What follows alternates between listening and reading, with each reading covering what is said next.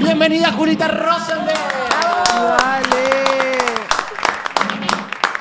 Mañana es 17 de octubre, seguramente muchos están mirando este recorte el 17 de octubre y hemos invitado a nuestra historiadora favorita, amiga de la casa, Julia Rosenberg, para hablar del Día de la Lealtad. Bienvenida, Julita. Qué día para hablar del Día de la Lealtad, ¿no? Qué días. Qué días. Qué días. Qué días. Además tengo el desafío que es que ya hablamos varias veces acá en Industria Nacional del 17 de octubre. Sí. En Gelatina, con lo cual el tema es no repetirse. Cuando uno se empieza a repetir se tiene que retirar. Igual acordate que el público se renueva. El público se renueva. Igual intentamos no hacerlo. Intentamos no hacerlo. Claro, trajimos pinceladas nuevas sobre el 17 de octubre. Me encanta, Julita. Vamos a empezar por la idea del ayer y el hoy. Bien. ¿Qué es el ayer y el hoy? El peronismo, el primer peronismo, hizo mucho de su comunicación política la marca entre el ayer y el hoy. ¿Qué quiere decir esto? Que el peronismo había efectivamente generado un quiebre en la historia argentina, un antes y un después, entonces marcaba mucho, si podemos poner en pantalla algunas de estas imágenes, el antes y el ahora. Perfecto. ¿No? Cómo estaban los trabajadores antes del 46, cómo están ahora, y así se repetía en diferentes comunicaciones. Esto pertenece al libro La Nueva Argentina, que es un libro larguísimo con muchas imágenes. ¿De qué año más o menos, Del Julita? año 49. Ah, ok. Si pasamos a la siguiente, también se ve muy bien. Es muy linda porque, claro, acá aparece el capital, ¿no? El vínculo con el capital. Humanizar al capital. Increíble. Me mata cómo caminan de la mano. Y lo pedagógico que son los dibujos, porque entendés todo Es sin muy leerlo. hermoso Total. esto. Todo. Bueno, vamos a jugar con esta idea del ayer y el hoy. ¿En qué sentido? Tratar de pensar contra qué irrumpe el 17 de octubre del 45. ¿Qué es lo que había previo? ¿Qué es ese antes? ¿Qué es ese ayer? La primera respuesta rápida que tenemos es la década infame, ¿no? La década infame que va de 1930 a 1943, que básicamente, para decirlo rápido, es luego del irigoyenismo, los gobiernos populares de Irigoyen, la restauración de las élites conservadoras en nuestro país, pero con una característica, o más de una, que es el fraude, ¿no? Son 13 años donde los presidentes prácticamente que se eligen entre sí, ¿no? Fraude que lo que provoca es que el sistema político se encierra sobre sí mismo y por abajo queda una transformación de la sociedad como dos cosas divorciadas. Divorciadas. Con dos características más que me interesa resaltar. Una es una época, una década muy entreguista de la patria. Simbolizado en qué? En el pacto Roca-Runciman del año 1933. Quien negocia es el hijo de Roca. Y dice una frase mientras está negociando el pacto Roca-Runciman, que es básicamente un acuerdo para venderle carnes a Gran Bretaña, un acuerdo leonino para la Argentina. Dice Julio Argentino Roca mientras está negociando, Argentina, por su interdependencia recíproca, es desde el punto de vista económico una parte del imperio británico. La concha de tu madre. Ayer y hoy, ¿no?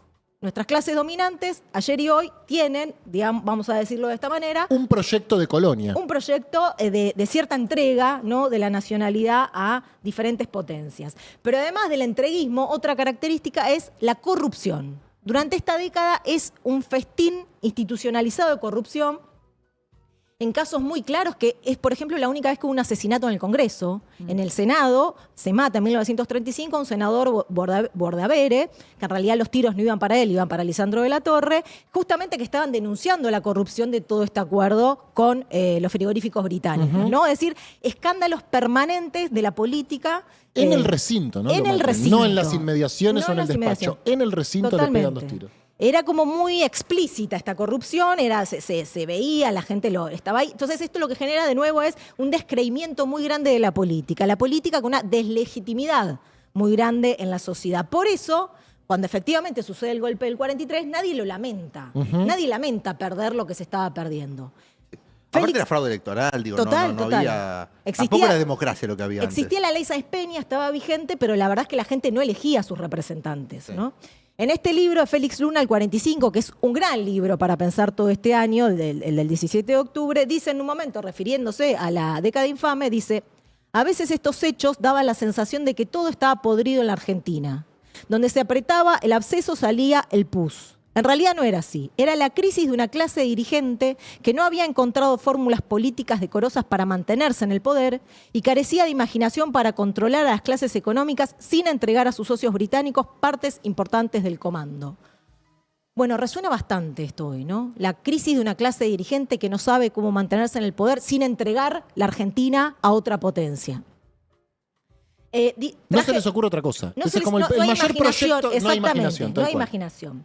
Pero además una cosita más de esta década infame, ¿no? Es el año antes del golpe del 30 está el crack del 29, famoso crack del 29, que es una crisis a nivel mundial, que lo que deja de relieve, lo que hace es que la mayoría de los países se vuelven proteccionistas de sus propias economías, y lo que deja de relieve es que el modelo agroexportador en el que se había basado la Argentina durante muchos años y se creía que era la Argentina potencia, hoy lo creen quienes gobiernan, fracasa. Fracasa porque estás atado a un contexto internacional. Y que solamente un país te compre, ¿no? A tu vínculo únicamente con ese país. Entonces naufraga ese proyecto, no solo económicamente, sino también un nivel de concepción, porque hasta ese momento la Argentina era la pampa húmeda. La Argentina era el suelo, la Argentina era el ganado y las mieses, ¿no? Te hago una pregunta, Julita. Sí. ¿Había voces que se alzaban en contra de ese modelo agroexportador antes de que fracasara todo y volara por el aire en la crisis del 29? No así. O sea, había sí algunas voces nacionalistas que ponían un poco, que lo discutían, pero eran voces muy marginales y muy minoritarias. De hecho, por ejemplo, el radicalismo, que denuncia, por ejemplo, el fraude de lo de la década del 30, va a quedar igual enchastrado dentro de este sistema porque participa del sistema, ¿no? Entonces, acá caen todos. Lo que sucede entonces a partir del 30 es que empieza a haber un proceso de industrialización muy importante en la Argentina, muy importante. Pero lo que sucede es que ese proceso de industrialización muy importante no se ve beneficiada a la clase trabajadora que empieza a crecer con esa industrialización. Entonces, de nuevo, una división. Clase trabajadora que, bueno, sus salarios están por abajo de la inflación, que quieren protestar por leyes laborales y el Estado y los patrones los reprimen. El movimiento obrero organizado está dividido en 4 centrales. Hay un dato muy interesante que da Daniel James en este libro, Resistencia e Integración, y esto resuena al presente también, ¿no? Me lo regalaste para un cumpleaños, Julita. Es maravilloso. Yo vuelvo todo el tiempo a este libro. Lo debo haber leído muchísimas veces. Dice que en la década del 30... ¿Viste Lost? ¿Cómo? ¿Viste Lost? No. Breaking Bad? No. Tampoco. ¿Debería? No. En la década del 30 el nivel de sindicalización de los trabajadores era del 20%. Este dato es muy importante. ¿Por qué? Porque cuando llega Perón a la Secretaría de Trabajo y Previsión, claro, empieza a trabajar con ese sector pequeño de trabajadores sindicalizados, pero sobre todo se pone a trabajar y hacer políticas con quienes no estaban sindicalizados. O sea que en la década del 30, después del quiebre de la bolsa del 29, crece una masa industrial de trabajadores industriales. Importante. Lo que no crece es su participación en la discusión pública, lo que no crece es su participación en la política. Su bienestar. Y su bienestar, claro, y sus derechos. Claro, no se ven beneficiados por ese crecimiento, ¿no? Doña María, María Roldán, que siempre la traemos para hablar del 17 de octubre, aprovechamos que este libro fue reeditado ahora y no se conseguía durante mucho tiempo. Es el libro, larga entrevista que le hace Daniel James. Claro, es muy interesante. María Roldán, trabajadora del frigorífico Swift de Berisso, protagonista del 17 de octubre del 45, entonces dice cosas bellísimas sobre ese día. Pero me interesa traerla también para hablar de lo previo. ¿Por qué? Porque ella crea el sindicato de la carne en Berisso, siendo una trabajadora de Swift. ¿Y cómo habla ella de esa época previa de una explotación zarpada, ¿no? Trabajar en la Argentina en los 30 es, va a decir ella, sinónimo de esclavitud. La palabra que más repite para hablar de los trabajadores en esa época es la palabra esclavitud. Esas son las condiciones en las que están los trabajadores en ese entonces. Y dice algo muy lindo además también. La creación del sindicato en el 44 fue no tan difícil por la resistencia de la patronal como la resistencia de los propios trabajadores y trabajadoras que no querían saber nada con crear un sindicato. ¿Por qué? Porque ¿para qué hacer un sindicato? Era demasiado quilombo. Y daba miedo que los patrones Digo esto porque también en el presente, ¿no? Las nuevas formas de trabajo, es difícil agruparlos, qué sé yo. Bueno, fue un trabajo político el que hicieron también en los 30, en los 40, los trabajadores para finalmente poder organizarse. Alain Rouquier, traigo algo por otro lado, un historiador que se llama Alain Rouquier, muy interesante, que él sobre todo trabaja con la historia de las Fuerzas Armadas en nuestro país, y para pensar estos años señala la división en las fuerzas entre el sector liberal y el sector nacionalista, que el sector nacionalista va a ser el que protagonice la revolución del 43, el golpe del 43, depende cómo se lo mire. Alain Rouquier va a decir, claro, estamos hablando del año 43, Segunda Guerra Mundial, está ya en pleno proceso. Entonces las Fuerzas Armadas tienen un escenario de guerra posible, ¿no? Lo están pensando, hay que estar por lo menos preparados para que pase algo. ¿Qué ven las fuerzas nacionalistas ante este escenario? Lo describe así, para describir también a los 30, ¿no? Los oficiales argentinos están en contacto directo con las capas populares, cuya evolución física y moral pueden comprobar en cada nueva incorporación de conscriptos. Y es por ello que no ignoran la gravedad de la situación y la necesidad de mitigarla con otros medios que la represión. El estado a menudo lastimoso en que se encuentran los conscriptos, particularmente en las zonas rurales, habla a las claras de la destrucción permanente a que se encuentra condenada una parte de la población. 2 años antes de la guerra, el 45% de los jóvenes que venían de Santiago del Estero eran declarados no aptos para el servicio por debilidad, falta de peso, insuficiente capacidad torácica. ¿Cuál es el diagnóstico que hacen entonces las fuerzas nacionalistas? Hay que aplicar una política social global para endurecer, fortalecer a quienes van a ser los soldados que van a defender la patria, ¿no? Con este diagnóstico que tienen los nacionalistas, pero además una coyuntura muy dramática, que es que a partir del 38 justo le pasa al gobierno Ortiz, ¿no? Estamos hablando de presidentes que se pasan la presidencia entre sí. A partir del 38, que Ortiz es presidente, se mueren la dirigencia, se va muriendo. Se muere Marcelo T. Alvear, se muere Ortiz, queda entonces al mando su vice, Ramón Castillo, y se muere Justo. Con lo cual, Ramón Castillo tiene que buscar un sucesor para él que va a ser anunciado el 4 de junio de 1943, Bien. El día que finalmente estalla El golpe del gol. el golpe del 43. ¿Qué pasaba? ¿Cuál era el candidato que elige Castillo? ¿Quién era? Robustiano Patrón Costas. Mirá vos. ¿Quién es Robustiano Patrón Costas? La verdad que si escribís una ficción y le pones Patrón Costas, Sí. te dicen, no, es demasiado explícito. Es demasiado. Es un empresario del norte, de la zona de Salta y de Jujuy. Tiene un ingenio que se llama San Martín del Tabacal, azucarero, que lo que se dice es un feudo. Tiene moneda propia, policía propia, hay castigo físico para con los trabajadores, se han denunciado desapariciones. Claro, cuando las fuerzas nacionalistas se enteran que este es el candidato, dicen ya, no puede ir por acá la cosa. Entonces, contra todo esto que venimos enunciando, se arma el golpe del 43. Que de nuevo, nadie lo llora, nadie dice qué lástima que termina la década infame, más bien es bien visto este golpe que comienza un nuevo gobierno. Bien. Para describir un poquito algo de este nuevo gobierno, nos vamos a meter con una medida que toma Perón desde la Secretaría de Trabajo y Previsión, que es quizás la más importante, la más simbólica, la más contundente, que es el Estatuto del Peón, ¿no? El Estatuto del Peón que se lanza el 13 de octubre del 44. Hasta entonces en la Argentina no había legislación para los trabajadores rurales. Ningún derecho. Ningún derecho. No, nada que regulara su vida laboral. No había nada. Esclavitud. Una esclavitud, claro, sí, lo que podía conversar con el patrón, si es que se podía, ¿no? Pero quiero decir, quizás el sujeto histórico más postergado de la historia argentina, que además te linkea con otras épocas, ya no la década infame, sino con el modelo agroexportador, incluso con la colonia. Son tremendos en los libros de Osvaldo Bayer de la Patagonia Trágica, los reclamos que hacían eran tipo que haya velas. Sí. Que haya, no sé, un baño como... Otros lados. El estatuto tiene 30 artículos, claro, que son cosas básicas. Salario mínimo, descanso, domingo, nada muy del otro mundo. Voy a leer un pedacito a ver si les suena algo. El discurso que da Perón en junio presentando el Estatuto del Peón, que dice así: hoy llegamos a todo el país con el Estatuto del Peón, que llenará una necesidad sentida en los campos argentinos. Sé bien que ello no agradará a algunos patrones sin conciencia. Sé también que será motivo de críticas por parte de algunos merodeadores de las grandes empresas y escribas sin escrúpulos al servicio de los poderosos, que ya han visto mal que yo defienda con más emoción el perfeccionamiento de la raza humana que el de los toros y perros argentinos. Entendemos que en muchos aspectos la situación de los peones había llegado en cierta oportunidad a ser una forma disimulada de la esclavitud. Debemos cuidar al ser humano. No se concibe una sociedad donde ello no sea una preocupación fundamental de los hombres de gobierno. Yo, como argentino, estaría más orgulloso si fuéramos famosos en el mundo por la perfección de nuestros hombres que por la hermosura y fuerza de nuestros ganados. Me mató la de los perros ahí. Es como medio fuerte. Sí. Pero claro, ¿por qué es interesante este vuelco que está proponiendo Perón con el Estatuto del Peón? Porque la riqueza ya no es, como creía el modelo agroexportador, una cuestión del ganado, del suelo, de la naturaleza, sino que la riqueza ahora es del trabajador que produce esa riqueza. Cambió el escenario, ¿no? Bueno, es la frase que le dice a Carrillo, no tenemos un ministerio para cuidar las vacas, sino tenemos un ministerio para cuidar a las personas, cuando no existía el Ministerio de Salud. Exactamente, es eso, y es también esto, ¿no? Si para el modelo agroexportador la nación es la pampa húmeda, es el suelo fértil, para el peronismo la nación es el pueblo trabajador. Va a ser muy difícil así, ¿eh?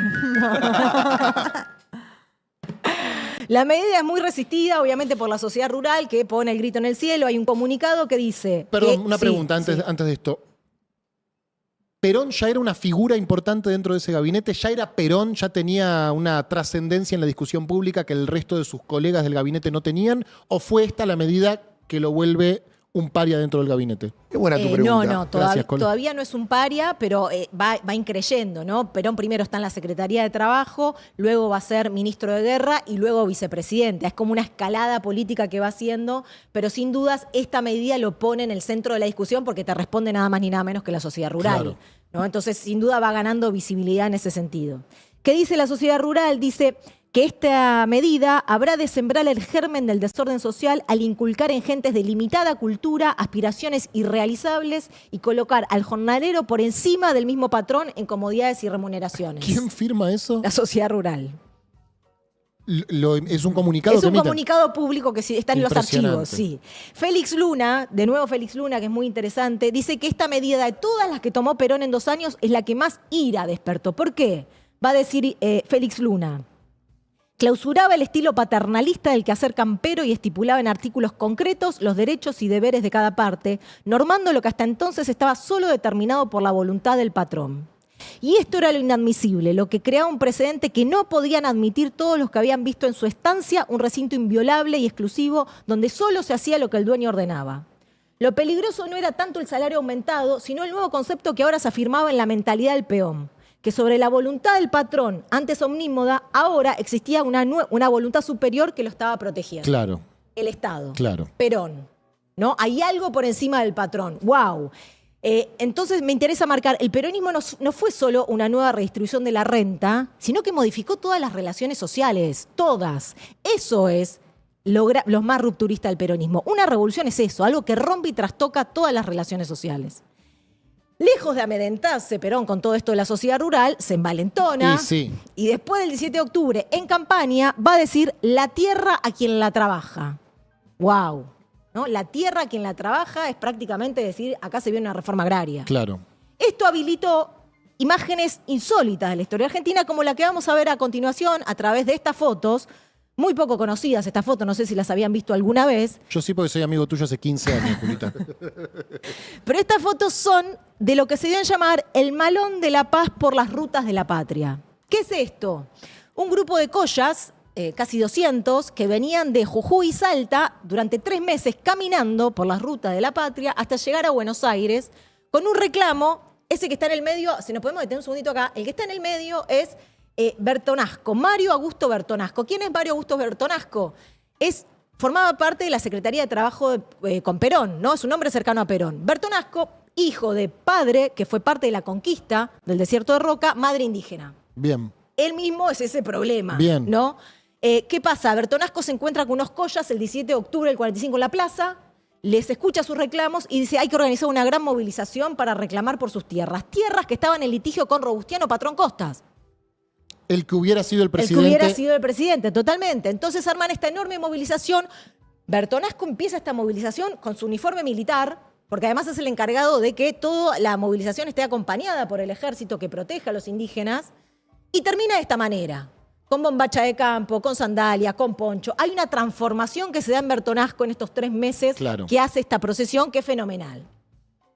Se les acerca a Atahualpa Yupanqui en Tucumán, le dice, estoy con ustedes. Es como fantástico toda esta historia y todo este proceso, donde efectivamente llegan a Buenos Aires en agosto. Mierda. Perón había asumido 2 meses antes, y cuando llegan a Buenos Aires se concentran en Plaza de Mayo.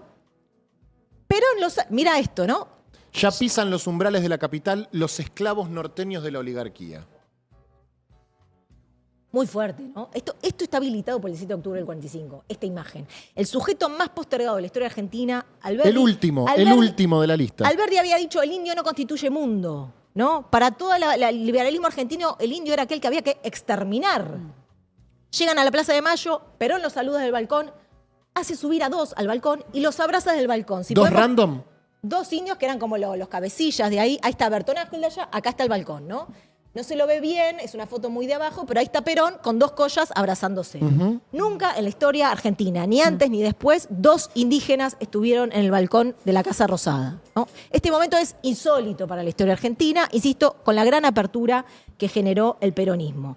¿Qué sucede? Bueno, acá hay discusión en los historiadores, porque lo cierto es que los indígenas están un tiempo más en Buenos Aires, pero se vuelven a Jujuy, los vuelven a Jujuy sin la demanda resuelta. atendida. Entonces muchos dicen esto marca los límites del peronismo. ¿Qué nos interesa? Voy a decir algo respecto a esta demanda que tenían. En un cachito quiero hacer un rulito más, pero quiero recomendar la lectura de un historiador que se llama Enrique Maces, que es el que más seriamente sigue este tema indígenas-peronismo. Él lo que dice es, el peronismo entendió a los indígenas como trabajadores. Y en tanto trabajadores tuvieron todos los beneficios y las mejoras que tuvieron todos los trabajadores. Pero no solamente eso, sino que, va a decir Enrique Maces, en la Argentina se había construido un mito de la Argentina blanca. De la que en la Argentina somos todos blanquitos, Venimos de los barcos. Venimos de los barcos. El peronismo abre eso y empieza a generar una idea de nación más pluricultural. Y quiero mostrar un retrato de Eva Perón que se hizo en el año 1952, que es esto. Claro. Tremendo. Que es una Eva amerindia, ¿no? El artista lo voy a pronunciar mal, pido disculpas. Sesostris Vitulo se expuso en París este retrato, por supuesto, tuvo poca circulación, pero el hecho de que ya tenga lugar algo así durante esos años nos habla de que efectivamente se está pensando en otra nación, en una nación que incluye a estos sujetos que habían sido eternamente excluidos. Hay mucha gente en el chat que está poniendo, mi pueblo está sobre tierras de Patrón Costas en Neuquén, Mirá, yo vengo de tierras de bien. Patrón Costas en Salta. Que escupan al suelo. Quiero decir, me gusta esto. ¿Por qué me interesa esto del Malón de la Paz? Por varias cosas. Primero, de nuevo, porque es una manera distinta a la que propone el peronismo de pensar la nación. Pero también por esto otro, que es que este libro, que lo hemos mencionado alguna vez, de Ezequiel Martínez Estrada, ¿qué es esto? Que es un libro que se escribe en el 56. El ¿qué es esto? Se está refiriendo a qué es el peronismo. Y es un largo libro de insultos, pero ojalá alguien nos insultara así hoy, Claro. ¿no? Con un Daba nivel- gusto así. Exactamente, que es lo que dice Rosas del Facundo de Sarmiento. Nadie habla tan bien de mí como este libro me insulta. Claro, ¿no? claro. Y este libro dice algo maravilloso. ¿Qué reúne el peronismo? Va a decir Martínez Estrada. Lo voy a citar textual porque es muy lindo como lo dice. Los vencidos de todos los días. El peronismo representó y logró conglomerar a los vencidos de todos los días, a los derrotados de todos los ejércitos históricos, ¿no? Los derrotados en caseros, bueno, también son representados por el peronismo. De nuevo, acá hay algo del ayer y el hoy. El peronismo viene a representar a todos los derrotados de todos los tiempos de la historia argentina. Eso es un poco la idea que me interesa. El subsuelo traer. de la patria. Exactamente, pero de todos los tiempos históricos, ¿no? Viene algo de la colonia también que se refleja ahí.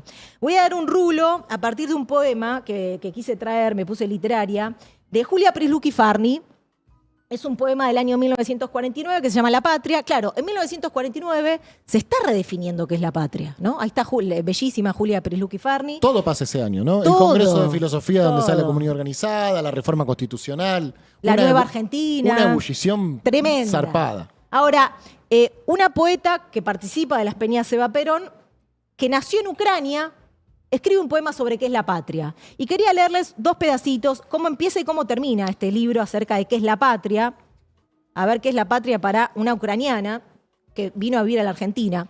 Se nace en cualquier parte. Ese es el misterio, es el primer misterio inapelable. Pero se ama una tierra como propia y se quiere volver a sus entrañas. Ahí donde partir es imposible, donde permanecer es necesario, donde el barro es más fuerte que el deseo de seguir caminando.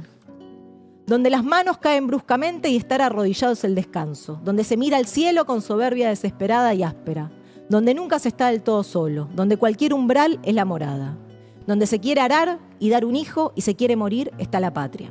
Bueno, así empieza este libro que es bellísimo y que tiene dos partes, está dividido en dos partes. Para responder a qué es la patria, dice Julia Prisluki Farni, hay que hablar de la tierra y de la conquista, la tierra y la historia. Una tierra que el liberalismo, Sarmiento habían visto como desierto, que no hay gente. Julia Prisluki Farni la llena de trabajadores, la llena de montoneras, la llena de gente. Es una tierra que está ocupada. Y respecto de la conquista, habla de la conquista de los españoles, habla de la conquista de la patria de mayo de 1810 y termina el poema diciendo, es dura la conquista, cada día comienza. Lo cual nos habilita una pregunta de cuáles son las conquistas de 1949 de las que está hablando Julia Prisluki Farni y lo que vos acabas de decir, Pepi. Sin dudas, una Argentina justa, libre y soberana que se plasma en la reforma constitucional del año 1949, reforma que fue dejada de lado por una dictadura militar y nunca nadie más la retomó. Habría que estudiarla, ¿no? Y sí, claro, es fundamental esa constitución cuyos artículos 38, 39 y 40 se basan en proponer una mirada distinta sobre el capital que no es la liberal. Leo, El capital debe estar al servicio de la economía nacional y tener como principal objetivo el bienestar social. Bien. ¡Wow! Tremendo lo que está diciendo. Gracias a este artículo, 3 años después del Malón de la Paz, el gobierno le restituye tierras a los indígenas del Malón de la Paz, ¿no? Quiero decir, efectivamente hay algo que habilita esto que le hace justicia a los jujeños. Hubo un momento en la historia argentina donde el vínculo colonial que se había impuesto a nuestra tierra y a nuestros trabajadores tuvo un freno. Bien. Es este momento. Bien. Es este momento. Donde se rompieron las cadenas. Exactamente. Vamos a poner en pantalla, si podemos, la Declaración de la Independencia del año 1947, porque también es esto, ¿no? Perón en el año 1947, desde Tucumán, la Casa de Tucumán, dice, venimos a declarar la segunda independencia. La de 1816 fue la política, pero no alcanzó, estuvo muy bien, pero no alcanzó. Por eso ahora, 130 años después, vamos a declarar la independencia económica. Fundamental, ¿no? Claro. Ser independiente no es solamente elegir a tus representantes. Ser independiente también es poder decidir tu programa económico, en tu propio lugar y en tu propia tierra. El peronismo estiró los sentidos de la independencia, los sentidos de la soberanía y los sentidos de la libertad. Libertad no puede ser solamente elegir cada 4 años a nuestros representantes. Libertad también es que podamos decidir nosotros cómo manejamos nuestra economía. Todo esto es posible, por supuesto, la Constitución del 49, el Malón de la Paz, por el 17 de octubre de 1945. Y me interesa que pongamos una foto en pantalla, quizás la más icónica, la foto que vemos y decimos 17 de octubre del 45, sin dudarlo, que es la de las patas en la fuente. Claro, esta foto es fenomenal, ¿no? Está recontra revista, pero me interesa marcar 2 cosas de esta foto. La primera es que la foto por excelencia del peronismo y no está Perón. Exacto. Y por otro lado, que es una foto no tomada desde el Palacio. El Palacio está de fondo. Pero está de fondo y es aquello a lo que hay que llegar, buenísimo, en todo caso. Pero no es una foto del Palacio, es una foto a ras del suelo, donde lo que importan son esos trabajadores descansando y esperando la llegada de Perón. María Roldán dice en un momento, nosotros hicimos a Perón, ¿no? Esta idea de que en el peronismo, Perón hacia la clase trabajadora y la clase trabajadora hacia el Perón, ¿no? Es de a 2 el vínculo en el peronismo y uno hacia otro en el mismo momento. ¿Cómo describe Leopoldo Marechal al 17 de octubre del 45? Dice, era la Argentina invisible que algunos habían anunciado literariamente, sin conocer ni amar sus millones de caras concretas y que no bien las conocieron le dieron la espalda. Esto de la Argentina invisible también está en Scalabrini, no están varios que lo describen así. La idea de que algo sale a la luz, un pueblo que estaba emergido sale a la luz. Me interesa proponer que lo más rupturista y lo trascendental y lo que le dio una gran sobrevida al peronismo no fue tanto los derechos, las conquistas, los bienes materiales, sino que una vez que emergió a la luz este otro pueblo que estaba escondido, lo hizo protagonista de la vida política argentina. Lo hizo, lo va a llamar así el peronismo, forjadores de la nación. Eso es lo enormemente rupturista del peronismo y lo que marca un antes y un después. No tanto el estatuto del peón, no tanto las vacaciones pagas, sino este nuevo lugar que le da al pueblo argentino en la vida política. De nuevo, ¿no? Si en el granero del mundo, si en la década del 30 los trabajadores eran entendidos únicamente como mano de obra explotable, en el peronismo van a ser nada más ni nada menos que los que armen y formen esa nación, ¿no? Defender al pueblo entonces va a ser defender a la nación. Se arma como una especie de trama indisoluble entre pueblo y nación. El 17 de octubre también caen todas las clasificaciones políticas, todas, ¿no? Y que incluso se toma aquello que se le dijo como crítica. Como siempre hizo el peronismo. Como siempre hizo el peronismo. El 17 de octubre nace como crítica. Los cabecitas negras. Y los descamisados también. Perón a las pocas semanas da un discurso que dice lo siguiente. Desfilaremos por nuestras calles tranquilos, entusiastas de nuestra causa, sin calificar a nadie de chusma ni descamisados, para contrapesar a ellos que han lanzado el calificativo despectivo. Tendremos el corazón bien puesto debajo de una camisa, que es mejor que tenerlo mal debajo de una chaqueta. Bárbaro. Bárbaro. Y el aluvión zoológico también. Claro, el aluvión zoológico, totalmente. Quien da una definición política, finalmente, lo que es ser un descamisado, es Eva Perón, en La razón de mi vida. En un capítulo que se llama Los obreros y yo. Interesante, la modulación obreros descamisados no son lo mismo, pero están ahí, ¿no? ¿Qué va a decir Eva de los descamisados? Descamisados fueron todos los que estuvieron en la Plaza de Mayo el 17 de octubre del 45. Bárbaro, criterio amplio. Todos. Pero incluso aquellos que no fueron, fíjate lo que va a decir. Y son descamisados todos los que entonces de estar aquí hubiesen ido a la Plaza de Mayo. Y todos los que ahora o mañana harían lo mismo que hicieron con los primeros descamisados de aquel primer 17 de octubre. Escuchate esto. Para mí, por eso, y empiezan las cursivas, descamisado es el que se siente pueblo. Lo importante es eso, que se sienta pueblo y que ame y sufra y goce como pueblo, aunque no vista como pueblo, que eso es lo accidental. Es fenomenal, ¿no? Porque, claro, Bárbaro. Lo que inaugura el peronismo es una nueva forma de hacer política. Para hacer política no hace falta tener títulos académicos, nobiliarios, no hace falta haber nacido en una cuna, hace falta el sentir. ¿Y qué genera esto? Una profunda democratización de la vida política, porque cualquiera puede sentir. Total. Entonces, inaugura una nueva forma de hacer política mucho más democratizante, ¿no? Por eso también está acertado el título de la peli de Fabio, Perón, Sinfonía del Sentimiento, ¿no? Hay algo de un Claro. sentir que además, claro, es esto, es todos podemos ser descamisados, todos tenemos que ser pueblo porque todos somos nación, ¿no? Es como si fuese ese el increyendo. Si podemos poner la foto de la unidad básica del Partido Peronista Femenino, porque también el 17 de octubre lo que habilita es esto, ¿no? La incorporación de miles y millones de mujeres a la vida política, que ya hemos hablado hasta el hartazgo de esto, no me deben aguantar más con este tema, pero No aguantamos, Julita. es necesario traerlo. Es una foto bellísima, es la puerta, ¿no? de una unidad básica del Partido Peronista Femenino en el año 1952. Y me interesaba detenernos en el epígrafe que está en la puerta, arriba de la puerta, si podemos hacer un zoom ahí a ver qué dice. Ahí. El 17 de octubre es el día del milagro argentino. El milagro argentino. El milagro argentino es el 17 de octubre. Sin duda, ¿no? Nosotros podemos poner mucha racionalidad.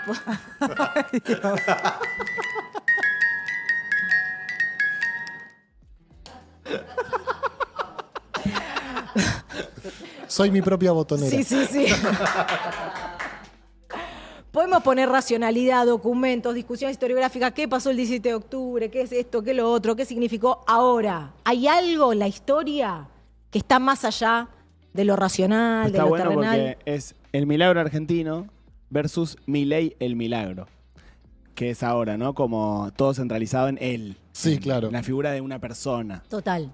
Y también esta marca que haces, Marcos, está buena porque, claro, esta era una lengua del peronismo que la perdió, ¿no? Y la han tomado otras fuerzas. Pero el peronismo tenía esta lengua, tenía una lengua espiritual, tenía una lengua religiosa, sin dudas, porque es parte de la política también. Bueno, eso la ha perdido el peronismo sin duda, ¿no? Y lo retoman otros. La idea del milagro argentino, Eva en Historia del Peronismo dice algo bellísimo. Dice, hubo en la historia de la humanidad grandes hombres. Napoleón, Cristo. Hubo en la historia de la humanidad grandes pueblos. Por primera vez en la historia de la humanidad, Se conjugan las dos cosas. un gran hombre se encuentra con un gran pueblo y eso fue el 17 de octubre de 1945. Tremendo. Vamos, Julita, la concha de la lora. De acá salimos todos, nos vamos a la Casa Rosada. Quiero leer algo más de Eva Perón, porque siempre está bien leer a Eva Perón. No sé cuánto tiempo queda. Y el que vos quieras. Bueno, Mi día maravilloso se llama el título de este apartado. Dice así Eva Perón. En todas las vidas hay un momento que parece definitivo. Dije que me había resignado a ser víctima. Más aún, me había resignado a vivir una vida común, monótona, que me parecía estéril pero que consideraba inevitable. Y no veía ninguna esperanza de salir de ella. Pero en el fondo de mi alma no podía resignarme a que aquello fuese definitivo. Por fin llegó mi día maravilloso. Todos o casi todos tenemos en la vida un día maravilloso. Para mí fue el día en que mi vida coincidió con la vida de Perón. El encuentro me ha dejado en mi corazón una estampa indeleble y no puedo dejar de pintarla porque ella señala el comienzo de mi verdadera vida. ¿Qué me gusta de esto? Primero que un poco somos todos nosotros. Nuestro día maravilloso es el día que conocimos a Perón. ¿No? Sin dudas. Ahora, me interesa también esto otro. La vida verdadera. La vida de que hay vidas verdaderas y vidas que no. Vidas con sentido y vidas que no. Vidas que merecen ser vividas y vidas que son un transcurrir. ¿Cuál es la vida verdadera para Eva acá? Aquella que tiene un sentido, ¿no? Aquella que tiene una misión. Un va a decir propósito, acá. claro. Un propósito. El peronismo también fue la disputa porque las vidas tengan un sentido. Fue una disputa espiritual, fue una conquista de corazones para darles a esas vidas sentido. Bueno. Y que no sea simplemente vivir. Y que no sea simplemente Y un morir, transcurrir. claro. Bueno, el primer peronismo tuvo muchísimo eso. Quizás sea hora de recuperar algo de esta conquista de los corazones. Voy a leer la última cita, que es lo que María Roldán recuerda Ella el 17 de octubre da un discurso, mientras está esperando que llegue Perón, da un discurso. Es lo que en los 80 recuerda que dijo ese día. ¿El discurso lo da desde la Casa Rosada? Hay unas escalinatas que se arman y entonces lo da desde ahí. Dice así María Roldán. Acá tiene que llegar el coronel porque ya nosotros en el Sindicato de la Carne nos hemos juramentado todos que si a las 12 de la noche no está acá, en el palco con nosotros, seguiremos sin trabajar, paralizado el pueblo argentino, pase lo que pase, la vida por Perón. Y miremos con mucha altura y con mucha dignidad la estatua del general San Martín, ese hombre que todo lo dio y nada recibió por libertar medio continente, que forjado en el bronce y en el granito por nuestros grandes escultores y escultores extranjeros, con su diestra y con su índice, pareciera que nos dijera, cuidado argentinos, para que sean eternos los laureles que supimos conseguir. Y digo esto porque acá se está jugando la presidencia del coronel Perón, porque acá se habla de un señor Braden, que nosotros no sabemos quién es. Puede ser un gran señor, puede ser un gran padre de familia, pero no es un argentino. Perdón para los que no son argentinos, pero yo como argentina debo hablar así. Recordemos a San Martín en este momento. Pidamos por sobre todo libertad, paz y trabajo. Pero que ese trabajo sea remunerado para vivir todos con tranquilidad y amor. ¡Wow! Es maravilloso esto, ¿no? Porque claro, el ayer del que habla el peronismo es también el de San Martín. Y no para Perón, para una trabajadora del frigorífico Swift. Claro. Lo que se está dirimiendo en esa hora de la Argentina, también hay que invocarlo a San Martín, ¿no? Y San Martín nos anuncia un peligro. Cuidado, argentinos. ¿Cuál es ese peligro? El peligro de que la Argentina vuelva a ser colonia, ¿no?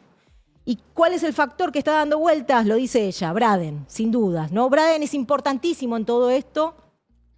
Braden está desde abril del 45 en la Argentina, es el embajador en la Argentina, que por supuesto se convierte en el jefe de la oposición inmediatamente, ¿no? Hay un encuentro que se cuenta que en julio, el 45, antes del 17 de octubre, entre Perón y Braden, donde Braden le habría ofrecido a Perón negociar que Perón le entregue bienes del Estado argentino y que a cambio Perón iba a ser el candidato del Departamento de Estado a presidente en las próximas elecciones.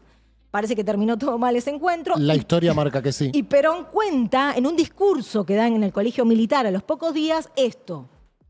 Si yo entregara el país, me dijo un señor, no lo nombra, en una semana sería el hombre más popular de ciertos países extranjeros. Yo le contesté, a ese precio prefiero ser el más oscuro y desconocido de los argentinos, porque no quiero, y disculpen la expresión, llegar a ser popular en ninguna parte por haber sido un hijo de puta en mi país. Bueno, la historia entre Braden y Perón sigue. 10 días antes de las elecciones, Braden saca un libro desde los Estados Unidos que se llama El Libro Azul. De las elecciones del 46. De las elecciones del 46, que es básicamente una denuncia desde los Estados Unidos de que Perón es nazi, bien. con pruebas y demás. Y a los 10 días, bueno, de ahí sale, que Perón, al día siguiente Perón sale con la fórmula Braden o Perón. Y a los 10 días Perón saca otro libro, el Libro Azul y Blanco, contestando una inteligencia de Perón impresionante. Bueno, quiero cerrar con esto. Se habló mucho estos días, incluso ayer el presidente lo mencionó, de la fórmula Braden o Perón. Incluso algunos llegaron a decir, bueno, el tema es que no está Perón. Bueno, flor de novedad que no está Perón. Pero claro, Perón tuvo la enorme inteligencia, valentía. Está Perón. Está Perón. Está Perón. ¿En dónde? Está. Vamos a buscarlo. Acá está. Sí. Pero no puede ir a elecciones. No. Claro. Pero quería decir esto, ¿no? Perón tiene la enorme sensibilidad de detectar que en esa hora lo que se puede dirimir se resume en esa fórmula, ¿no? Braden o Perón. Ahora bien, el que termina decidiendo si es Braden o Perón es el pueblo argentino en las elecciones. De nuevo con que Perón también es el pueblo. Son las dos cosas juntas el peronismo. Perón no está, pero el pueblo argentino sí está. Y eso es importante. Quiero poner de todas maneras un poco de sombra a esto que acabo de decir, porque claro, el pueblo argentino que está hoy no es el pueblo argentino del 46. Es un pueblo el de hoy que hace por lo menos 50 años que viene siendo vapuleado, humillado, explotado, etcétera, etcétera. Con lo cual, si el enemigo sigue siendo el mismo, si las relaciones de dominación siguen siendo la misma, flaco favor le haríamos al peronismo si lo que intentamos es repetir exactamente lo mismo que se hizo en aquel entonces, porque no estamos en las mismas condiciones ni en el mismo presente. ¿Qué hizo el peronismo respecto del ayer a lo largo de todo este tiempo? Lo que estuvimos viendo fue montar ese pasado, ponerle la montura, como decía Perón, a la historia y cabalgarla. Diferenciarse de aquel pasado que no le interesaba, tomar el pasado virtuoso y profundizarlo, pero lo que hay que hacer es operar sobre el pasado. Bueno, nosotros deberíamos hacer algo parecido, no tomar el pasado para repetirlo, sino ponerle la montura a ese pasado y cabalgarlo. El pasado Es raíz pero no programa. El pasado es raíz pero no es programa, dijo John William Cook. No voy a cerrar yo esta columna, la va a cerrar Leonardo Fabio. A mí el peronismo lo único que me ha dado la satisfacción de conciencia es estar junto a los humildes. Yo soy un pobre realizador de cine. Pero con talento. Yo soy un simple hacedor de canciones. A mí el peronismo no me ha dado otra cosa que el orgullo de ser coherente con mis orígenes, estar orgulloso de mis orígenes y de tener buena memoria y conocimiento de la historia. Este país, que era una colonia, se transformó en país a partir de la existencia del peronismo. Este país, que era una colonia, se convirtió en país a partir de la existencia del peronismo. Ojalá que la Argentina, que tiene una dependencia colonial, pronto vuelva a ser parte del ayer. Bueno.